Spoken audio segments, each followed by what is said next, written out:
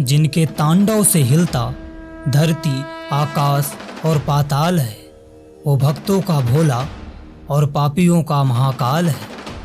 उदास नहीं होना क्योंकि मैं साथ हूँ, सामने ना सही पर आस पास हूँ।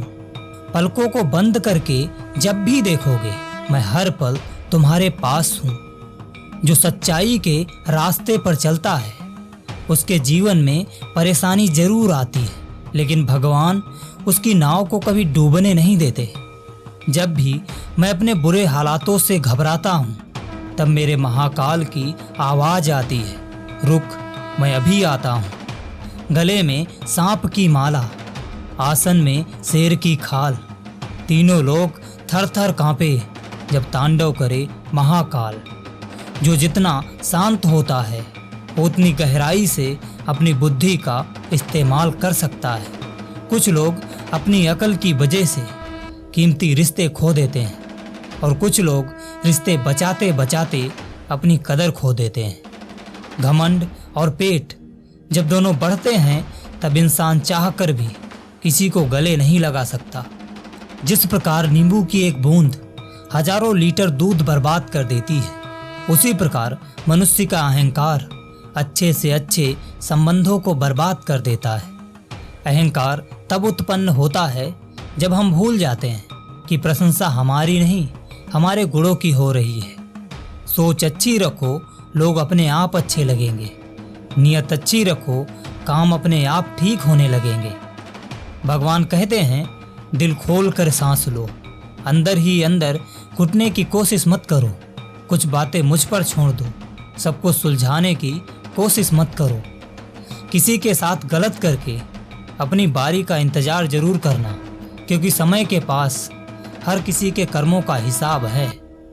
भाग्य से जितना ज़्यादा उम्मीद करोगे वह उतना ही ज़्यादा निराश करेगा, और कर्मों पर जितना जोर दोगे वो हमेशा उम्मीद से भी ज़्यादा देगा।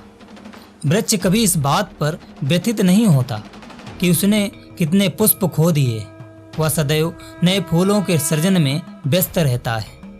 जीवन में कितना कुछ खो गया, इस पीड़ा को भूल कर क्या नया कर सकते हो, इसी में जीवन की सार्थकता है।